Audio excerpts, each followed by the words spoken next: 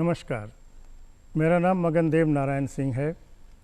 आज के कार्यक्रम में आपसे मैं परिचय कराऊंगा बिहार के मुख्य निर्वाचन पदाधिकारी श्री HR श्रीनिवास साहब से। आप जानते हैं कि अभी संसदीय चुनाव का दौर चल रहा है। ये चुनाव कितना महत्वपूर्ण है आप सभी जानते हैं, क्योंकि आप जागरूक नागरिक हैं।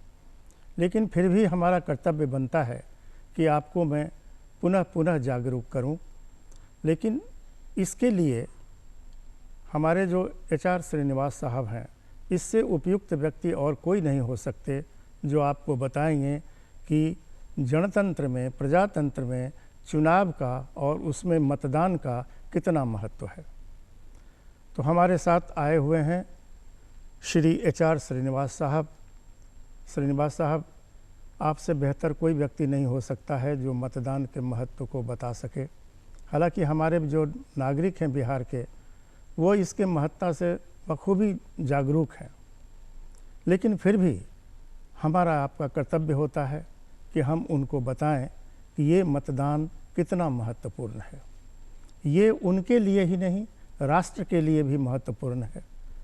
अगर जैसा वो चाहते हैं, जैसी सरकार चाहते हैं, जैसी सरकार की परिकल्पना उनका है, उस परिकल्पना को वो इसी वक्त पूरा कर सकते हैं अपना मतदान करके।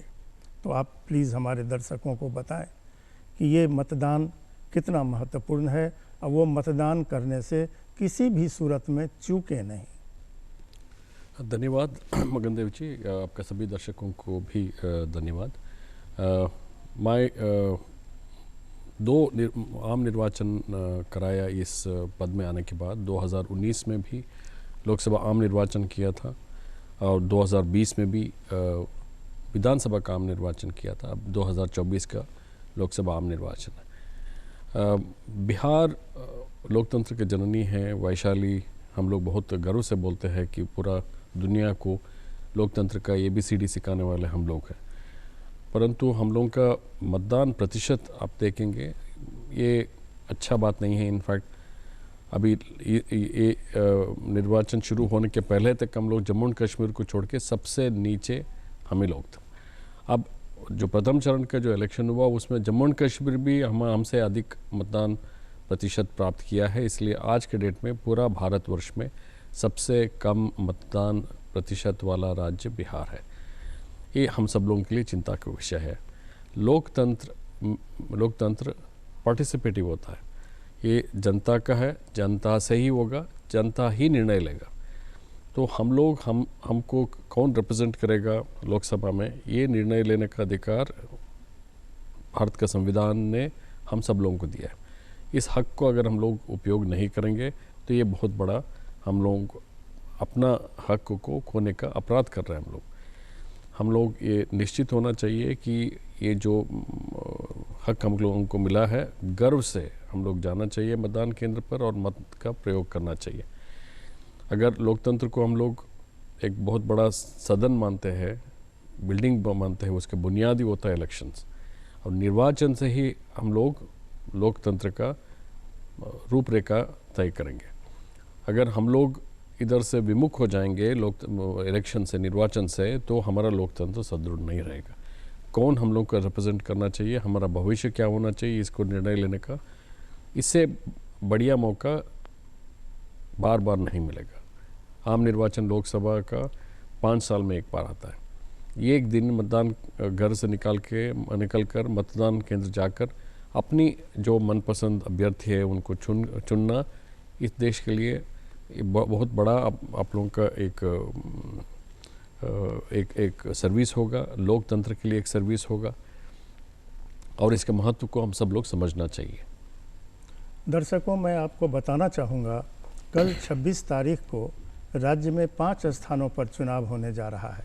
वो 5 स्थान हैं पूर्णिया, कटिहार, बांका, किशनगंज और भागलपुर।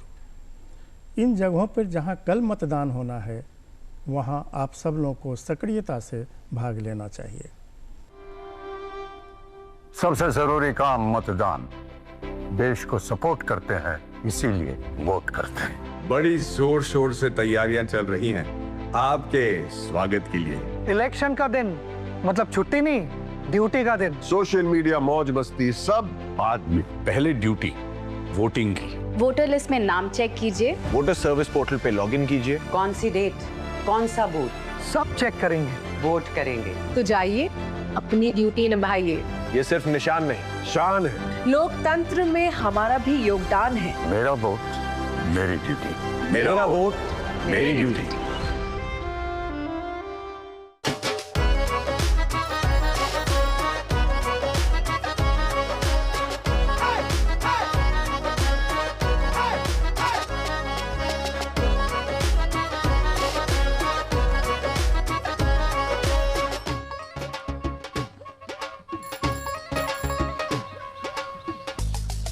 क्या? मैंने सबसे पूछा वोट किया, तो सबने कहा हाँ किया। हम भी वोट करेंगे। बिल्कुल। देश के सभी मतदाता, युवा, महिलाएं, पुरुष, थर्ड जेंडर, वरिष्ठ नागरिक और दिव्यांग जन मतदान करके गर्व महसूस कर रहे हैं। तो आप भी चुनाव में हिस्सा लें और जोश से मनाएं चुनाव का पर्व, देश का गर्व। दर्शकों, इस संबंध में अगर आपके मन में कोई प्रश्न हो, कोई संदेह हो, तो उसका निवारण भी आप फ़ोन इन लाइव की तरह कर सकते हैं और श्रीनिवास साहब आपके प्रश्नों का समाधान करेंगे। ये फ़ोन नंबर है, आप कृपया नोट कर लें, और हमारे दूरदर्शन के स्क्रीन पर भी इसको प्रदर्शित किया जा रहा है। फ़ोन नंबर है 1800-3456-171। एक बार मैं पुनः दोहराता हूँ, 1800-3456-171। अगर आपके मन में कोई प्रश्न है तो इस नंबर पर फ़ोन करें और श्रीनिवास साहब आपके प्रश्न का उत्तर देंगे।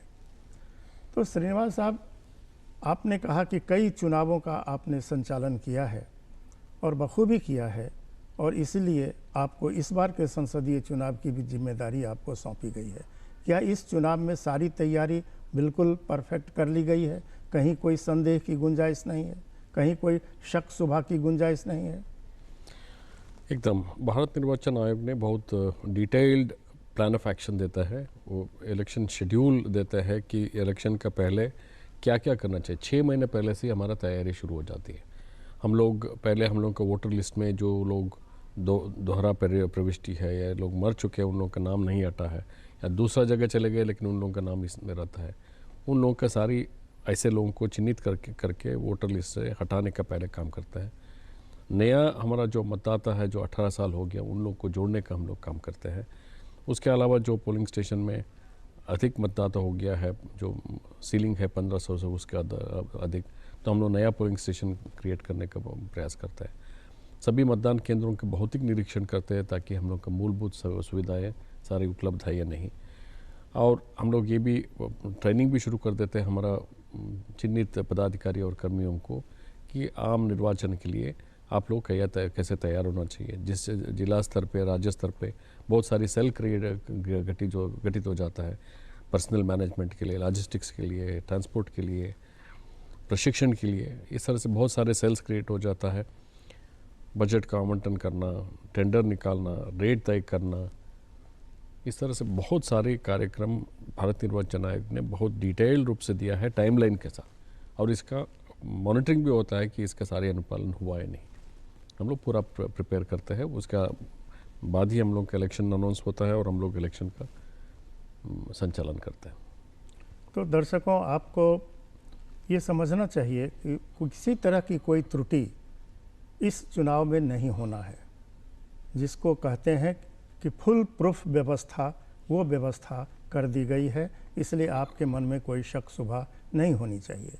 आपका कर्तव्य है कि इसको राष्ट्रीय पर्व समझ करके सबसे पहले मतदान करें, फिर जलपान करें। ये बहुत महत्वपूर्ण है। आपके वोट का कितना महत्व है, मैं एक छोटा सा उदाहरण दूंगा।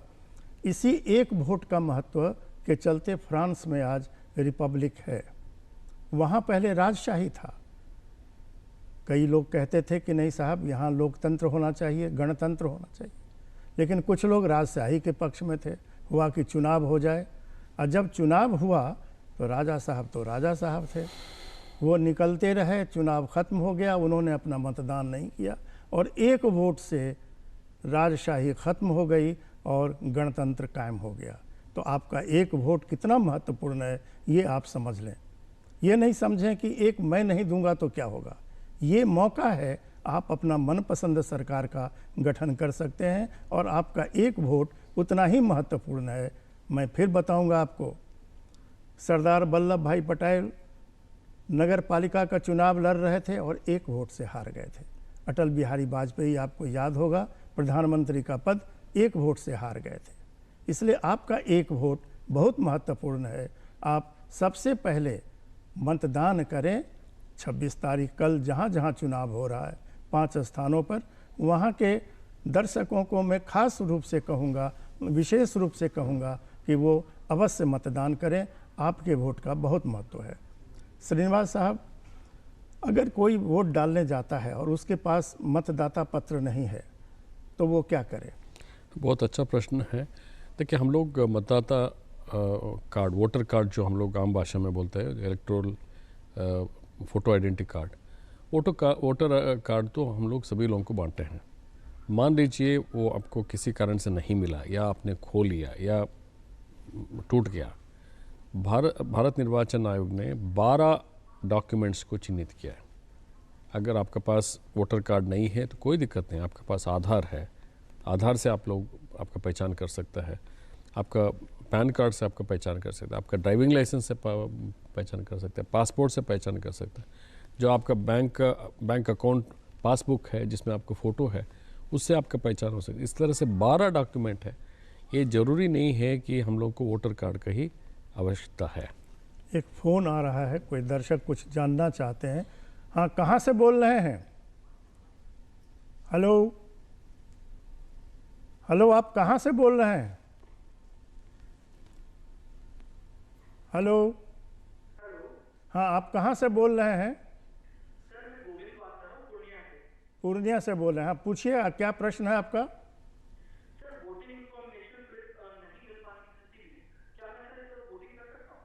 एकदम कर सकते हैं। देखिए, ये बहुत गलत फैला गया है कि बिना वोटर इन्फॉर्मेशन स्लिप आप वोट नहीं डाल सकते।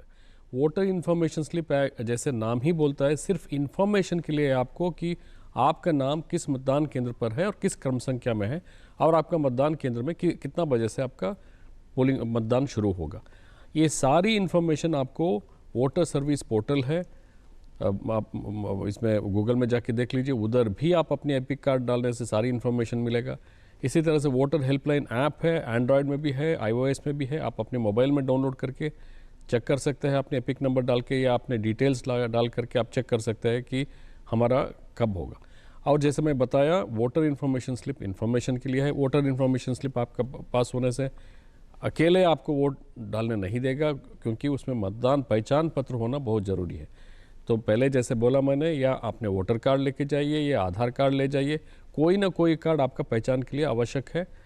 वोटर इन्फॉर्मेशन स्लिप सिर्फ इन्फॉर्मेशन के लिए है। ये ज़रूरी नहीं है कि आपको वोटर इन्फॉर्मेशन स्लिप रहेगा तभी आप वोट कर सकते हैं, बिल्कुल नहीं, बिल्कुल नहीं। लेकिन इस सब के बावजूद मतदाता सूची में तो नाम होना चाहिए। मतदाता सूची में नाम होना कंपलसरी, उस पर कोई डाउट किसी को नहीं रहना चाहिए। आपके पास वोटर कार्ड है लेकिन मतदाता सूची में आपका नाम नहीं है तो आप वोट नहीं डाल सकते हैं। वो मतदाता सूची में नाम होना अनिवार्य है, नंबर 1। नंबर 2, जैसे मैं बताया, भारत निर्वाचन आयोग ने वोटर कार्ड के अलावा और 12 डॉक्यूमेंट्स को भी आइडेंटिफाई किया, जिसको आपने पहचान पत्र के रूप में यूज़ कर सकते हैं। तीसरा है, आपका मतदान केंद्र में केंद्र कहाँ है, कब से मतदान शुरू होगा, आपका मतदान केंद्र में सूची में कौन सा क्रमांक में है, ये इतना ही इन्फॉर्मेशन वोटर स्लिप में मिलेगा। वोटर स्लिप आपके पास होना जरूरी नहीं है। श्रीनिवास साहब, कुछ ऐसे असमर्थ लोग होते हैं, वृद्ध लोग होते हैं, जो पोलिंग बूथ तक जाने में असमर्थ होते हैं, उनको पोलिंग बूथ तक ले जाने के लिए क्या व्यवस्था की गई है? देखिए, प्रथम स्टेप जो हम लोग लिए थे, जो 85 साल से ऊपर वाले जो हमारा मतदाता है और हमारा दिव्यांगजन जो है हमारा मतदाता सूची में, उन लोगों के लिए हम लोग पहचान करके पहले ही उन लोगों का घर घर जा करके फॉर्म 12D दिए थे। फॉर्म 12D क्या होता है? उनका ऑप्शन है, क्या आप अपनी घर से ही मतदान करना चाहते हैं? अगर वो बोलेंगे नहीं हम घर में ही करना चाहते हैं क्योंकि हम आने में असमर्थ है, तो वो फॉर्म 12D भर के देंगे।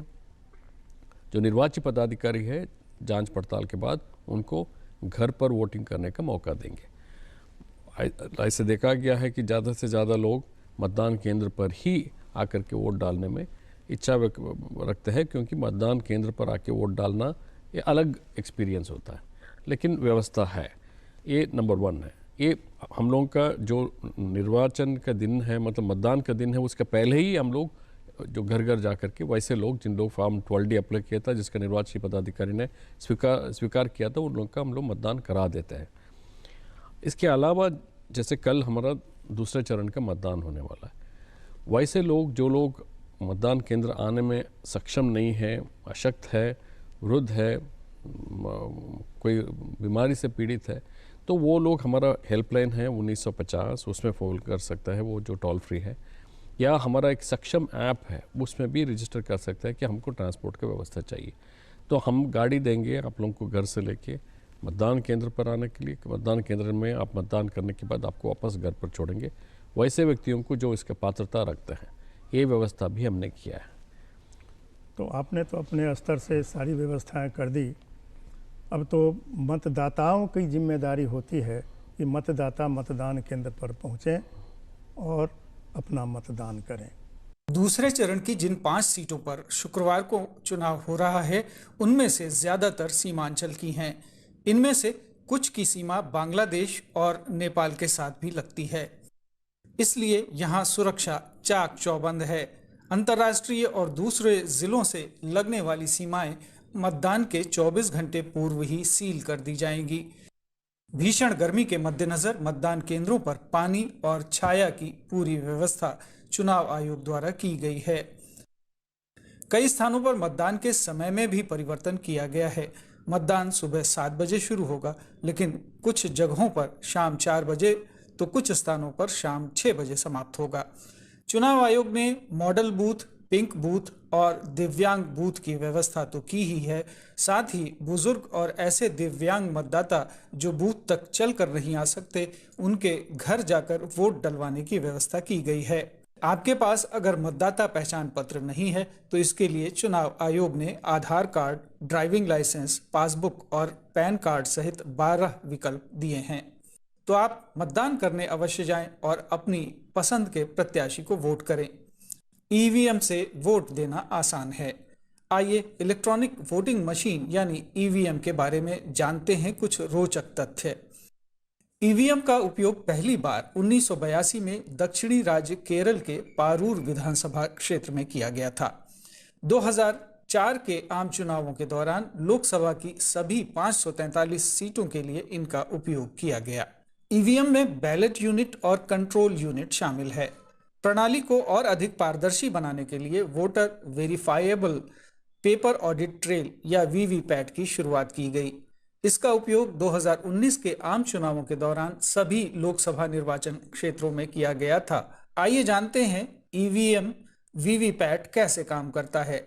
लोग बैलेट यूनिट पर अपनी पसंद के उम्मीदवार के नाम और चुनाव चिन्ह के आगे बटन दबाकर अपना वोट डालते हैं।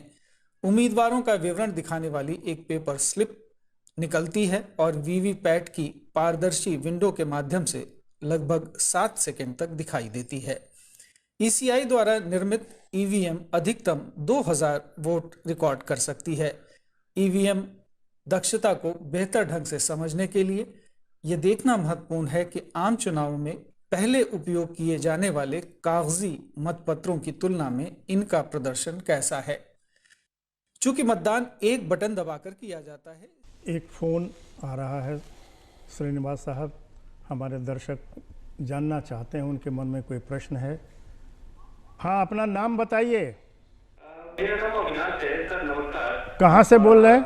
मैं छपरा से बोल रहा हूँ। कहाँ? छपरा? जी जी, प्रश्न किया जाए। सबसे सवाल ये होगा कि सर मेरे घर में 90 साल के दादाजी, उनको में हिस्सेदारी बहुत पसंद है और वो चाहते हैं कि वो बहुत सहूलियत के साथ मतदान दे। हम लोग या फिर उनके लिए क्या सुविधाएं उपलब्ध हैं जो बहुत वो आसानी से मतदान कर सकते हैं? मैंने अभी बताया था कि आपका 1950 करने से आपके डिस्ट्रिक्ट कंट्रोल रूम में आपको फ़ोन चला जाता है, वो टोल फ्री नंबर है, उसमें आप ये रिकॉर्ड कर सकते हैं कि इस तरह से आपका घर में वृद्ध जन हैं जिनको ट्रांसपोर्ट का व्यवस्था की ज़रूरी है। हर एक बूथ पर हमारा व्हील चेयर भी है, गाड़ी आपको घर से पिकअप करेगा, मतदान केंद्र पर ले जाएगा, व्हील चेयर है, वॉलंटियर्स है, जैसे हमारा स्काउट एंड गाइड्स का, एनसीसी का, एनएसएस का वॉलंटियर्स है, मतदान करवाएगा। उसके बाद उसी गाड़ी से आपका जो भी परिजन है उनको घर पर छोड़ा जाएगा। 1950 आपका डिस्ट्रिक्ट का कॉल सेंटर पर जाएगा। इसी तरह से हमारा मतलब मुख्य निर्वाचन पदाधिकारी का ऑफिस का भी मैंने टोल फ्री नंबर आपको बताऊंगा, आप नोट कर लीजिए 1800 345 1950 1800 345 1950।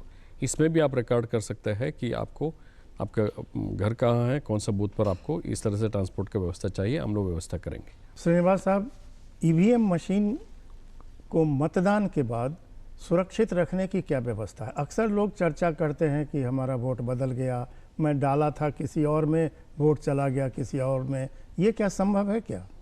देखिए, एकदम असंभव है। अब माननीय उच्चतम न्यायालय, इस देश का जो सर्वोच्च न्यायालय है, उन्होंने बार बार इस ईवीएम वीवीपैट के बारे में जो भी शंकाएं थे उसको निवारण किया है। उसी ईवीएम वीवीपैट में तख्ता पलटते हुए भी हम सब लोग देखे हैं। इसलिए वीवीपैट पर जीतने पर कुछ नहीं बोलना, हारने पर उस पर दोष लगाना, ये अच्छा बात नहीं है। तो मैं आपका माध्यम से यही अनुरोध करना चाहता हूँ सभी दर्शकों को, मतदाता बंधुओं को, कि आप लोग ईवीएम वीवीपैट पर बेशक मतदान कीजिए। आप जिस अभ्यर्थी को आपने पसंद किया है उसी अभ्यर्थी को आपको वोट जाएगा, इसमें कोई संदेह अपने मन में मत रखिए। दर्शकों, एक बार मैं फिर दोहराता हूँ फ़ोन नंबर। अगर आपके मन में कोई प्रश्न है, कोई शंका है, तो आप पूछ सकते हैं। ये फ़ोन नंबर है 1800-345-6171। एक बार पुनः दोहराता हूँ, 1800-345-6171। अगर आपके मन में कोई प्रश्न है तो निस्संदेह आप इस पर फ़ोन करके श्रीनिवास साहब से अपना प्रश्न पूछ सकते हैं, शंका समाधान कर सकते हैं। श्रीनिवास साहब, आपने तो अपने स्तर से सारी व्यवस्था कर दी, कहीं कोई चूक होने की गुंजाइश नहीं है। जहाँ तक ये प्रश्न मैंने आपसे किया उसको भी आपने निर्मूल साबित कर दिया कि जो ईवीएम मशीन है उसमें किसी प्रकार की छेड़छाड़ नहीं की जा सकती है। अब जो लोग ऐसा प्रश्न करते हैं, ये हमको लगता है उनकी मनगढ़ंत बातें हैं, ऐसा संभव नहीं हो सकता है। जिसको फुल प्रूफ व्यवस्था कहते हैं वो चुनाव आयोग ने कर दी है। अब एक जगह जब चुनाव होता है, जैसे कल 26 तारीख को चुनाव होने वाला है 5 स्थानों पर, और उसके बाद फिर दूसरे जगह पर कहीं पर चुनाव होना है, इस बीच में चुनाव प्रचार वगैरह करने पर तो कोई पाबंदी नहीं होती है। चुनाव प्रचार वो कर सकते हैं। ऐसा नहीं है कि साहब वहाँ चुनाव हो गया तब यहाँ प्रचार भी ना करें। एक लिमिट होगा कि इस डेट के बाद आप चुनाव प्रचार नहीं कर सकते। थोड़ा उस पर आप प्रकाश डाल दीजिए। अच्छा, इस बीच में आपका परमिशन से मैं और भी ईवीएम वीवीपैट के बारे में ये भी बताना चाहता हूँ, कैसे किस बूथ पर कौन सा मशीन जा रहा है वो खुद हमको ही पता नहीं रहता है। आप लोगों को बता दूं मैंने कि ईवीएम वीवीपैट का मैन्युफैक्चरिंग दो गवर्नमेंट ऑफ इंडिया का 2 पब्लिक सेक्टर्स ने मैन्युफैक्चर करता है, एक भारत इलेक्ट्रॉनिक्स लिमिटेड और एक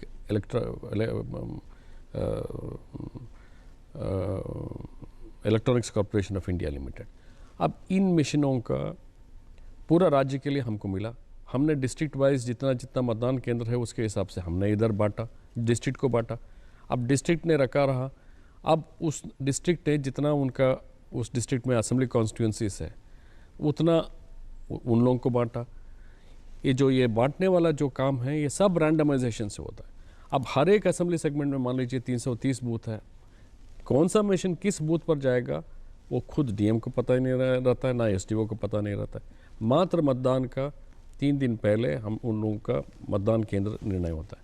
इसलिए ये बोलना कि ईवीएम से गड़बड़ी हुआ, पहले से कुछ किया गया था, 2 नंबर दबाने से किसी भी नंबर दबाओ फलना कोई वोट जा रहा था, ये सब मनगढ़ंत बात है, उस पर आप लोग विश्वास मत रखिए।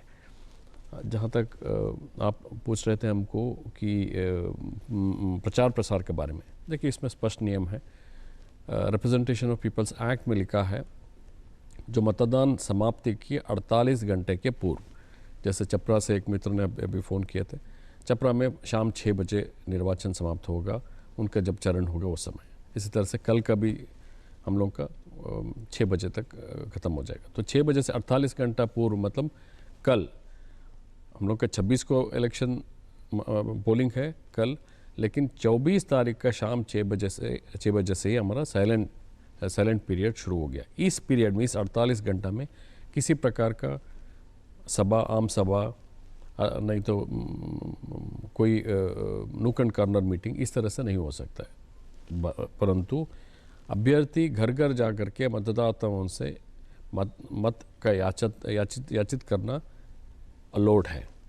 सभा नहीं कर सकता है, माइक का यूज़ नहीं कर सकता है, नुकड़ कॉर्नर मीटिंग नहीं कर सकता है, अपनी वीडियो बैन ये सब का यूज़ नहीं कर सकता है, लेकिन अभ्यर्थी घर घर जा कर के अपने के लिए वोट मांगना अलाउड है। दर्शकों, तो आपने जाना कि चुनाव व्यवस्था बिल्कुल चुस्त दुरुस्त है, कहीं किसी प्रकार की शंका करने की गुंजाइश नहीं है। आप निस्संदेह मतदान करें और इस राष्ट्रीय पर्व में भागीदारी आपकी सुनिश्चित करें, अपने और आपके परिवार के जितने लोग हैं। मैं श्रीनिवास साहब से भी कहूँगा कि आप भी अपनी ओर से एक संदेश दें कि लोग जाकर के मतदान करें। मैं पुनः आप लोगों से अनुरोध करता हूँ कि कृपया लोकतंत्र के इस महापर्व में अपने हक को ऐसे ही मत छोड़िए। आप घर से निकलिए, पर्याप्त व्यवस्था की गई मतदान केंद्र पर, पीने का पानी का व्यवस्था है, छाया का व्यवस्था है, मेडिकल किट का व्यवस्था है ताकि फर्स्ट एड किया जा सके, पुख्ता सुरक्षा इंतज़ाम किया है। जैसे मैं बोला कि जिन लोगों को इसका नेसेसिटी है उन लोगों के लिए ट्रांसपोर्ट का व्यवस्था की गई है। कृपया करके आप लोग घर से निकलिए, आप मतदान कीजिए, अपनी घर का अन्य सदस्यों को भी प्रेरित कीजिए कि वो आके वोट करें, अपने भाई बंधुओं को, अपने पड़ोस के लोगों को भी आप प्रेरित करें। लोकतंत्र के इस महापर्व में आप भाग लें, लोकतंत्र का नींव को मजबूत करें और इस देश का भविष्य को सुदृढ़ करें। धन्यवाद। श्रीनिवास साहब, बहुत बहुत धन्यवाद आपको, और दर्शकों आप सबको भी धन्यवाद। मैं समझता हूँ कि श्रीनिवास साहब के इस आग्रह को मानते हुए आप निश्चित रूप से मतदान में भाग लेंगे और ये आपका प्रथम कर्तव्य होना चाहिए। बहुत बहुत धन्यवाद।